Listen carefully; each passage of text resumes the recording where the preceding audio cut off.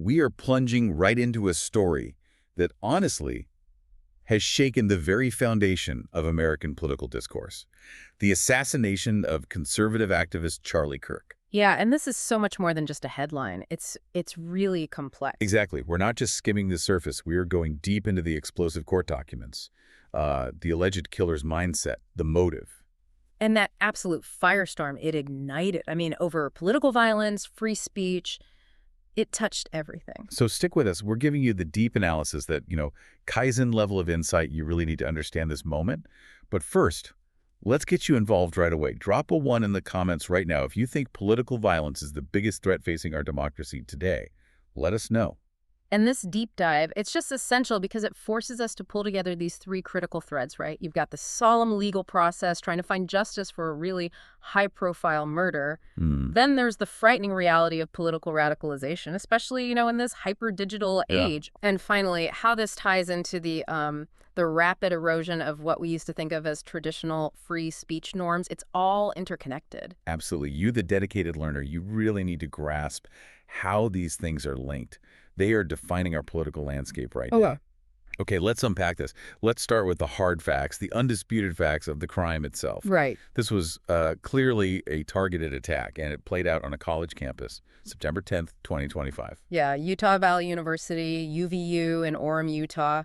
Charlie Kirk was speaking at a debate event. And the context of that debate, that seems crucial here. It really is. Witnesses confirmed this to the Department of Public Safety at the DPS. Kirk was, right in the middle of debating mass shootings allegedly committed by transgender individuals moments before the shot. Wow. And the DPS, they confirmed immediately this was a, quote, targeted attack. Just one shot. One shot. Fired from the roof of a nearby building, according to investigators. Kirk was the only victim. He's rushed to the hospital. Yeah, by private vehicle to Timpanogos Regional Hospital. But he died shortly after arriving. So a targeted attack from a distance on a known political figure mid-sentence in a really contentious debate. I mean, that immediately elevates it, doesn't it? Yeah. Beyond just a crime into something that feels like political terrorism, almost regardless of the specific motive they eventually prove. Precisely, and that's why the response, the manhunt, was just instantaneous. Huge resources, FBI involved from the get-go. How did they track the shooter? Well, investigators pieced together a timeline pretty quickly. They say the alleged shooter arrived on campus around 11:52 a.m. Okay. Moved through stairwells, got to the roof of this nearby building, fired the shot. And then escaped. Yeah, apparently jumped off the building after firing and then fled into an off-campus neighborhood. That sounds planned, calculated, not spontaneous. It suggests a level of premeditation. Definitely. And the FBI, they threw serious weight behind finding him. They offered, up to a $100,000 reward for information? $100,000. Yeah, that's significant. Shows how urgently they wanted this person. But what's maybe the most emotionally resonant detail here? It's how this suspect, Tyler Robinson, was eventually caught. How does that happen? It wasn't just, high-tech surveillance or CSI work. He was turned in by his own family. Wow. His family? Yeah, he apparently confessed the crime to his father. Oh, man.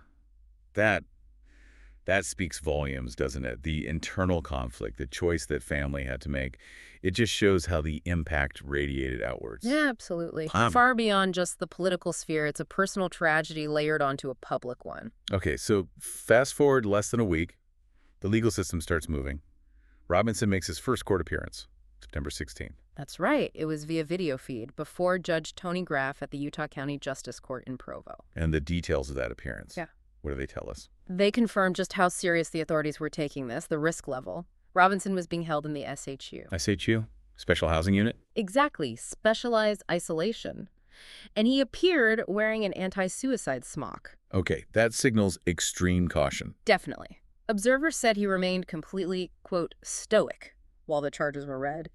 Being in the SHU, wearing that smock, it shows they viewed him as a high-security risk, maybe a self-harm risk, too. Yeah. Reflects the national gravity of this crime. So Judge Graff reads the charges. And like you said, these charges seem strategic. It wasn't just murder. No, not at all. Murder, yes. Felony discharge of a firearm, obviously. But then 2 counts of obstruction of justice or witness tampering. Obstruction. Interesting. And 1 count of violence committed in the presence of a child. Okay, pause right there. If you, listening, think those specific charges, especially obstruction and violence near a child, reveal a really strategic decision by the prosecution, write okay in the comments right now. Let us know if you see that too. Because those latter charges, they really form the tactical base for seeking the ultimate The punishment. death penalty. Exactly. Utah state prosecutors announced it right away. They would seek the death penalty. And they cited specific aggravating factors, which you absolutely need under Utah law to make a murder case, a capital case. Let's dig into those aggravating factors. Yeah. Because they change everything about the trial, right? Fundamentally, factor one, allegedly targeting Kirk specifically for his political expression. So, targeting him because of what he was saying. That's the argument. It transforms the case, legally speaking, from just a homicide into an attack on, like, the core principles of democracy.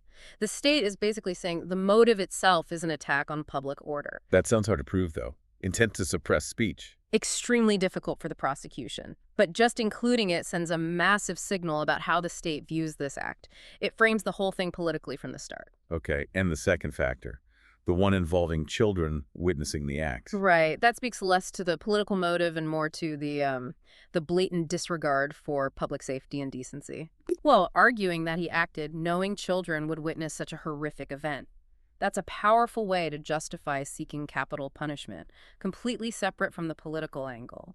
It argues the defendant showed this extreme, calculated disregard for the public's well-being, especially kids. So together, those two factors basically set this trial up as like a referendum on political violence in America. Pretty much. They make the alleged motive itself an aggravating factor justifying the death penalty. The state is setting the highest possible bar right from day one. Ensuring this is going to be a long, intense, resource-heavy capital murder trial. No doubt. And one more key detail from that first appearance, Robinson was deemed indigent by Judge Graff. Meaning he lacks funds for his own lawyer. Correct. So the public defender's office gets assigned the case. This ensures he has adequate legal representation, which is crucial, of course.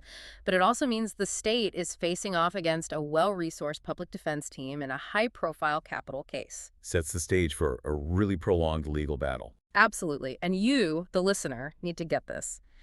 These initial charges aren't random. They are the legal blueprint for the state's most aggressive possible approach to this case. Okay, so the legal track is set.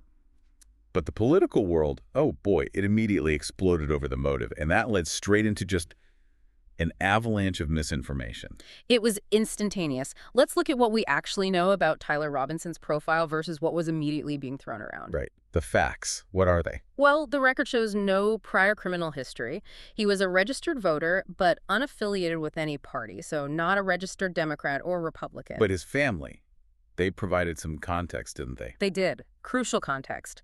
They themselves were registered Republicans, but they told investigators that Robinson had become more political over the past year. In what way? Starting to, quote, lean more to the left, becoming more pro-gay and trans rights oriented. That's what his mother reportedly told investigators. Look, kid, that's a key detail, that shift. And Utah Governor Spencer Cox jumped on this information pretty quickly. He stated publicly that Robinson, quote, adhered to leftist ideology. And he suggested radicalization. Yeah, Cox suggested Robinson appeared to have become radicalized after dropping out of Utah State University, possibly influenced by, quote, aspects of internet culture. And there was confirmation he disliked Kirk specifically. Yes. Another relative confirmed that Robinson had expressed a strong dislike of Charlie Kirk, and importantly, had discussed Kirk's upcoming visit to UVU during a family dinner. Which again points towards premeditation, maybe driven by that political animosity. It suggests that, yes. But here's where the political spin instantly distorted things. How so? Well, prominent figures, including President Trump, immediately alleged Robinson was connected to, quote, left-wing groups, an organized effort. But what do the sources actually say about those alleged links? Was there any evidence? Zero. The sources we've reviewed are clear. No evidence exists linking Robinson to any organized left-wing groups, period. So the narrative of an organized leftist hit.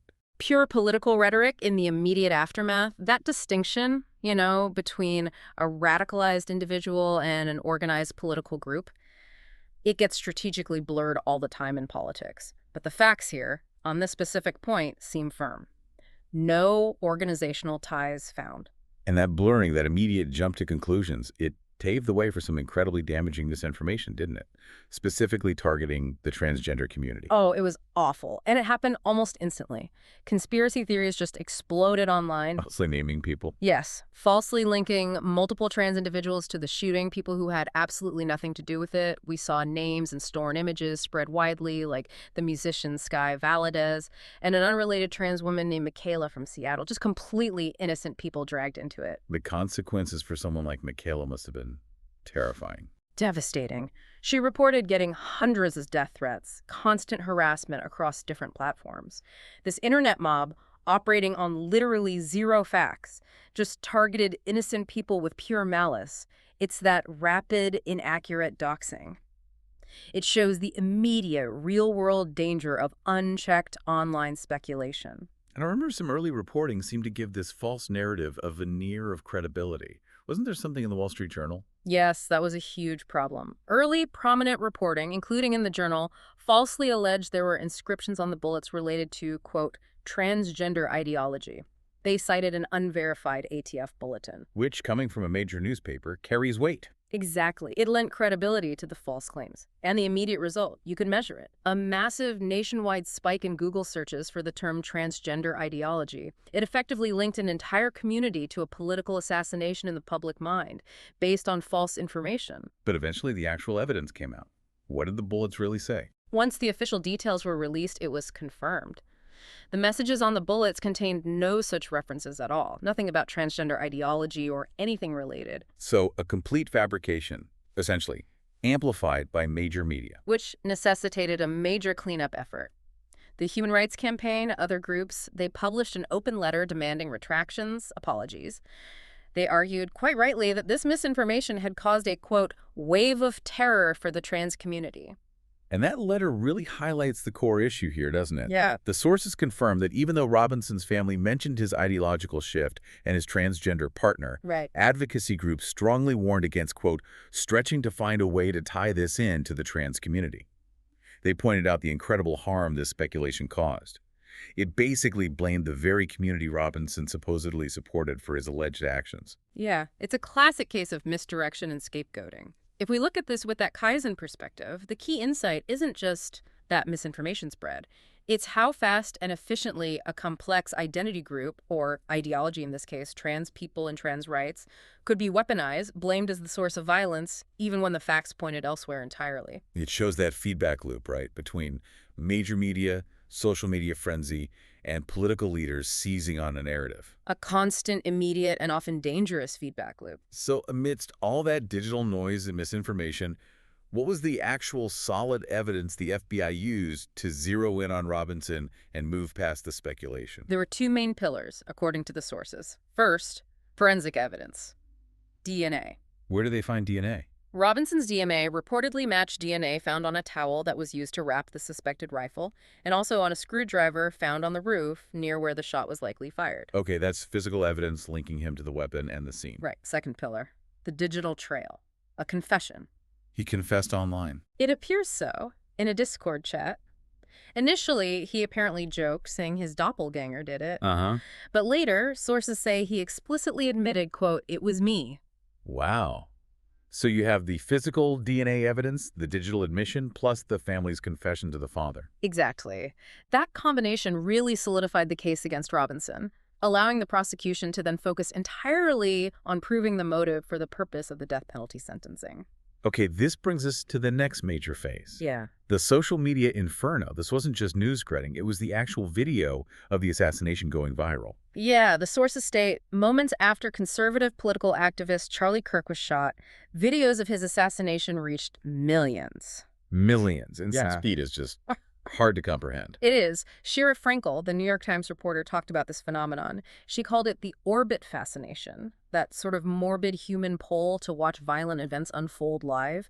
She even admitted that she herself, a veteran reporter, quote, did not know what she was first watching. That's how instantaneous and unfiltered it was. And the social media platforms?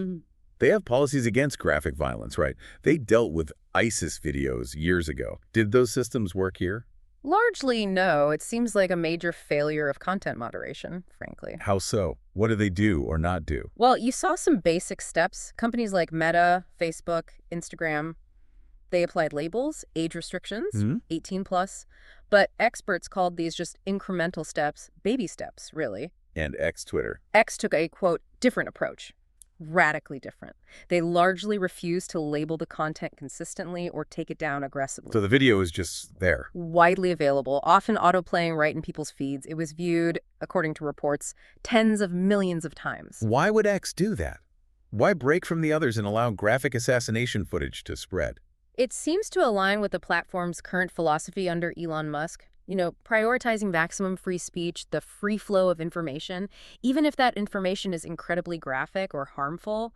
The idea is the platform shouldn't be the arbiter. That's a huge shift from just a few years ago, isn't it? Yeah. When they were actively trying to stop the spread of extremist content. A dramatic reversal. Those earlier policies were designed specifically to prevent things like ISIS execution videos from going viral globally. This situation showed that approach has been largely abandoned, or at least significantly weakened, on X. And does this connect to resources? Have they cut back on the people who actually do this moderation work? It seems directly related.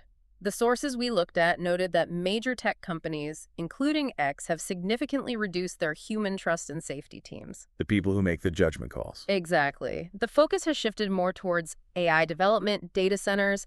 Experts basically concluded the platforms have scaled back their ability to handle complex, fast-moving crises like this intelligently. The problem of violent content, quote, has not been solved. And those human teams, they were often the ones pushing back internally against policies that prioritized engagement over safety, right? Often, yes.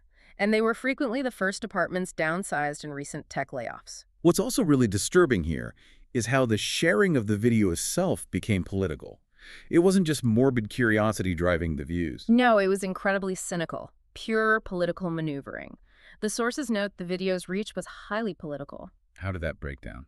Well, people on the left, initially seizing on those false reports about the shooter's background, shared the video to argue, see, it was a conservative gun owner, look at the danger, using it as ammunition against gun rights. And on the right?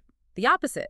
They instantly weaponized the footage to frame Kirk as a martyr, the ultimate victim of the radical left, using the graphic video as a political warning. So people can justify sharing horrific violence if it serves their cause. As one source put it, people can justify the sharing of violent videos in lots of different ways if they think it furthers their cause. It's a bleak commentary on our current political climate. And this digital chaos, the spread of the video, the misinformation, it led directly to that awful pattern we sometimes see online, the digital witch hunt. It's terrifyingly predictable, isn't it? In those first few hours, before police had solid information, this internet mob just formed online. And started naming suspects. Wrongly naming suspects. 6 or 7 different people were publicly accused, completely falsely, and they were doxxed. Meaning their personal information was spread online. Addresses, workplaces. Exactly. Leading to immediate harassment, threats, real-world danger for totally innocent people. It's worth repeating what reporters who cover this stuff say. They have, quote, never seen an internet mob correctly identify a person before the police were able to do so. Never. The speed and certainty are just completely disconnected from accuracy. Absolutely. And you, listening right now, need to really internalize the danger of jumping into that kind of online frenzy. Have you ever seen online misinformation take hold like this, maybe about a different event? If you have, just write "me too" in the comments. It happens far too often. And beyond just targeting individuals as potential suspects, there was this organized effort to punish anyone who expressed, let's say, critical views or even celebrated Kirk's death. That's right. A website actually popped up called Charlie's Murderers. Its explicit purpose was to compile a list of people celebrating Kirk's death online. Just to name and shame them publicly? Exactly. It later got rebranded, tried to look more legitimate as the Charlie Kirk Data Foundation, but it was eventually taken down. But the initial intent was crystal clear. Targeted public shaming, aiming for real-world consequences for speech. This brings us to the official political reaction. It wasn't just condemnation of the violence. It became a call from the government itself for a crackdown on certain kinds of speech. Yes, and the strength of that reaction, particularly from the administration, was really unprecedented in this kind of context. President Trump didn't just blame the radical left. He vowed to use the power of the federal government. How so? What did he say? He promised the administration would, quote, find each and every one of those who contributed to this atrocity and to other political violence, including the organizations that fund it. Okay, that sounds like going far beyond just prosecuting the killer. That sounds like targeting political opponents. That's certainly how it was interpreted. It signaled a clear intent to use state resources to punish political dissent related to the event. And Vice President J.D. Vance, he amplified this dramatically, didn't he? Almost deputizing listeners. He did. On Kirk's own podcast network, he urges listeners to essentially act as informants. He said if they saw anyone celebrating Kirk's murder online, they should, quote, call their employer. Call their employer. Wow. Yeah. He drew a hard line saying there is, quote, no civility in the celebration of political assassination, essentially encouraging private citizens to seek professional punishment for others' speech. And this was backed up by threats from the Attorney General. Yes, Attorney General Pam Bondi initially threatened to target and, quote, go after people engaging in hate speech related to the event. Hate speech. That's a legally tricky term. Very. She later clarified, walked it back slightly, saying she meant specific threats of violence. But the initial threat had a chilling effect. Legal experts immediately pushed back, noting the Supreme Court has consistently protected even hateful, offensive speech as long as it doesn't cross into credible threats or incitement. So this government rhetoric, these threats, they set the stage for actual consequences for people, right? Firings. Absolutely. It led directly to what the Associated Press described as a form of right-wing cancel culture. We saw mass firings, disciplinary actions against private citizens for online comments. Comments just celebrating his death? Or more than that. It started there, but it broadened significantly. It came to include people who were simply critical of Kirk or his legacy without celebrating his death. The line between offensive speech and punishable dissent got dangerously blurred. And the AP compared this to McCarthyism. They said it was inching closer to looking like McCarthyism, specifically because of the government's involvement officials encouraging and pressuring employers to fire people for their political views. That government coercion is the key element. Maybe the most high-profile example of this was the suspension of Jimmy Kimmel Live. That wasn't just ABC making a call, right? The FCC got involved. Exactly. This is the textbook definition of what's called jawboning. We should probably define that for our listeners. Yeah, what is jawboning? Jawboning is when government officials use the weight of their office, the bully pulpit, or sometimes explicit threats of regulatory action to pressure a private company or institution into doing something they can't legally compel them to do, like censoring protected speech. So using threats to get indirectly what the First Amendment prevents them from doing directly? Precisely. And in the Kimmel case, what happened? Kimmel made comments criticizing the, quote, MAGA gang for trying to, quote, score political points off the tragedy. Okay, standard political commentary, really. But then, the Trump-appointed FCC chair, Brendan Carr, publicly floated the idea that the FCC might review and possibly revoke the broadcasting licenses of ABC affiliates over Kimmel's comments. A direct threat to their business based on the content of a comedy show monologue. An enormous threat. And what happened almost immediately? ABC indefinitely suspended Jimmy Kimmel Live. Wow. The pressure worked. It certainly appeared to. And you had the Democrat FCC Commissioner Ana Gomez publicly condemn Carr's move. She called it the government explicitly using its power to suppress lawful expression simply because it challenged those in power. That's jawboning in action, a major test of First Amendment limits in modern broadcasting. And the Kimmel situation was just the most visible example. The sources mention a whole range of other firings. The impact was incredibly broad, showing the fear that Vance's and Bondi's rhetoric generated. I mean, look at the list. A Secret Service agent was put on administrative leave, lost his security clearance over a negative Facebook post about Kirk. A Secret Service agent? Yeah. 2 Texas teachers were fired outright. Nearly 300 other teachers in Texas were reportedly under investigation for similar comments. A lawyer at a prominent law firm was fired for a critical post. Even an Office Depot employee? Yes. An Office Depot employee was dismissed for refusing to print vigil posters related to Kirk's death. And Attorney General Bondi actually threatened to prosecute the business, Office Depot, over that employee's refusal. Threatening prosecution over printing posters. It shows the extent of the political pressure being applied across the board. It really felt like a nationwide campaign leveraging private employment law to enforce political conformity. Which brings us right to this core legal contradiction, doesn't it?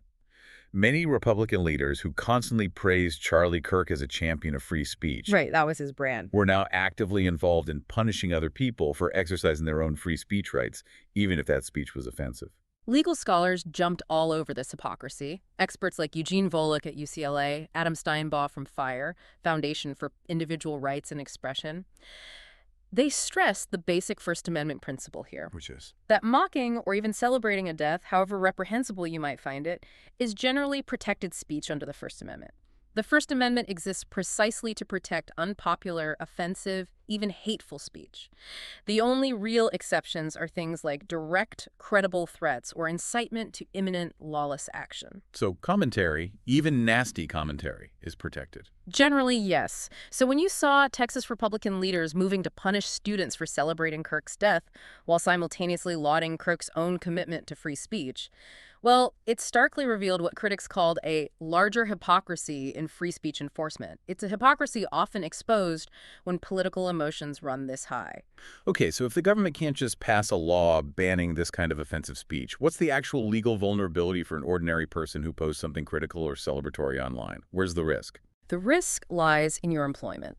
The First Amendment protects you from government censorship. It does not protect you from your private employer firing you. Most Americans work under what's called at-will employment. That means, outside of specific protections like anti-discrimination laws, your private employer can fire you for almost any reason or no reason at all. And that includes things you say online, off-duty. So the firings themselves might have been technically legal under employment law. Many of them likely were, legally speaking. A private company can set its own standards for employee conduct. But the fear, articulated by legal experts and civil liberties groups, was the motivation behind those firings. You mean, were employers acting on their own or because of the government pressure? Exactly. The concern was that many employers weren't acting out of their own genuine moral outrage or established company policy, but rather out of political sympathy with the administration, or, more chillingly, out of fear of the government's wrath, fear of being targeted themselves if they didn't comply. That's the jawboning effect again. Precisely. It creates censorship through coercion and fear. It becomes a politically motivated crusade against dissent that fundamentally undermines the spirit of free expression, even if each individual firing might hold up under current employment law. That's the key Kaizen insight here, isn't it?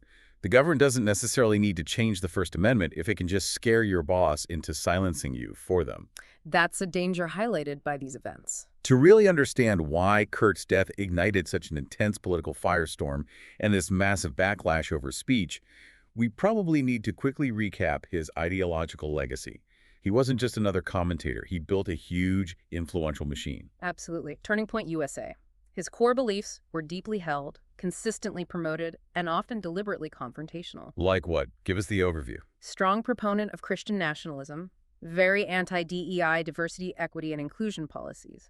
Fiercely opposed to abortion, he famously compared it to the Holocaust, opposed exceptions even for a 10-year-old rape victim. He also regularly criticized the Civil Rights Act of 1964 and the legacy of Dr. Martin Luther King Jr.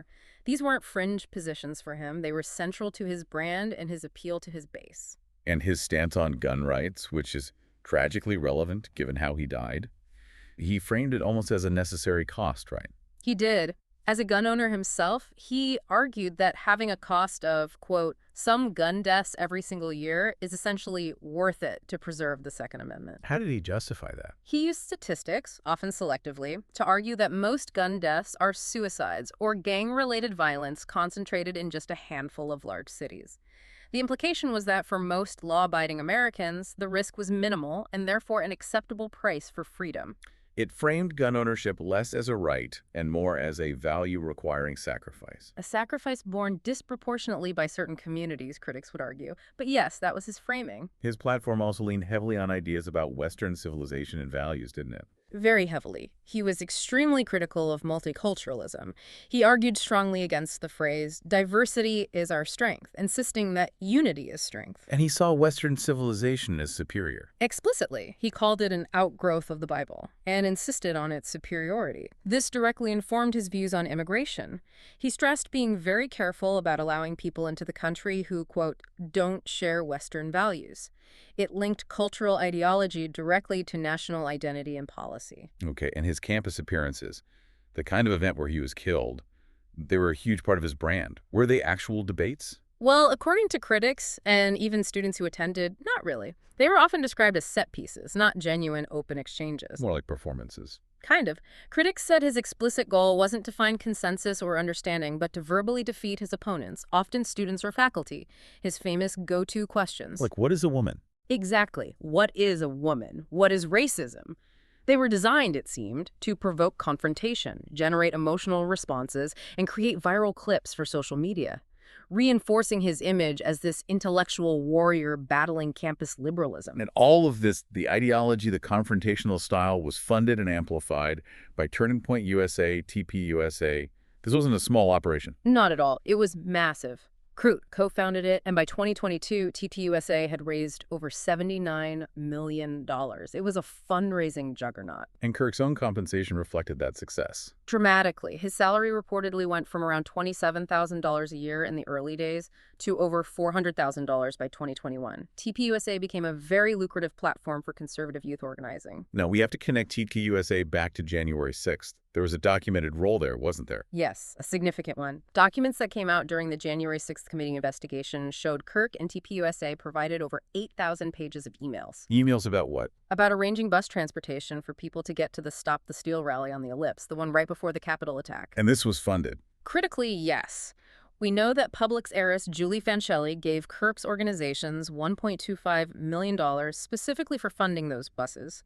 It shows a high level of organized involvement in the events leading up to the Capitol riot. And when the committee asked Kirk about this directly, about Fancelli's money, about TPUSA's role in the planning, his response was striking. When pressed on these details under oath, Charlie Kirk repeatedly invoked his Fifth Amendment right against self-incrimination. He refused to testify. Poking the fifth. Yeah. For someone who built his entire brand on being an outspoken fighter, that's significant. It speaks volumes, legally and politically. It suggests he perceived real legal jeopardy related to his and TPUSA's involvement in the events surrounding January 6th. So stepping back, what was the ultimate success or legacy of the TPUSA machine Kirk built? I think its main success was rebranding conservatism for a younger digital generation. They were very effective at marketing it, using social media, catchy slogans, framing conservatives as cute-servatives or everyday heroes, making it feel cool, accessible, even countercultural on campus. And their model really relied on creating a clear friend-enemy distinction. Friends versus enemy. Yeah. Positioning Christianity, capitalism, conservatism as the friends, the good guys, and setting them against the enemies, things like cultural Marxism, progressive causes, academia. It gave followers a really strong identity-based reason to engage, and arguably, it significantly fueled the political polarization we're still grappling with today. Okay, we started this deep dive looking at the very first solemn legal steps against Charlie Kirk's alleged killer in that Utah courtroom. And we've seen how incredibly quickly, how completely this case just metastasized from a horrific, tragic crime into this enormous national battleground. Pitting political ideologies against each other, questioning media responsibility, and really pushing the limits on free speech in America. I think the key insight, the Kaizen-level understanding we've tried to bring you here, is just the shocking efficiency we saw, where political coercion, that jawboning, seem to override constitutional principles in practice. And what's really vital for you, the listener, to take away from all this is that stark tension. The tension between what the law technically protects, like even hateful or mocking speech, and what society, especially when under intense government and political pressure, is now actively punishing. When you have political grief and anger being weaponized by government officials threatening licenses, threatening prosecutions, the actual boundaries of the First Amendment get tested every single day. And it puts ordinary people right in the middle. Exactly. It means you, the individual citizen, can find yourself right in the crosshairs of a government-backed political crusade. And suddenly, your private employer becomes the unwilling or sometimes willing enforcer of political loyalty. It's a dangerous dynamic. So you've absorbed the facts, the legal twists, the political hypocrisy surrounding this whole unprecedented situation. Now, we want you to think about this. Do you believe that wave of firings and suspensions we saw in media, in education, regular workplaces, do you think that represents a justified, maybe even necessary demand for basic civility in politics? Or does it signal a dangerous new era of government-induced political censorship, that jawboning effect we discussed? Where do you fall on that? We want you to tell us. Stop what you're doing for just a second. Write N in the comments if you lean towards censorship, or write Y if you think it was justified civility. N for censorship, Y for justified. Let us know. And then please share this deep dive with someone who needs to understand these complexities. We'll be reading your responses and discussing what comes next in this incredibly complex case over on the Kaizen community page. Thanks for diving deep with us.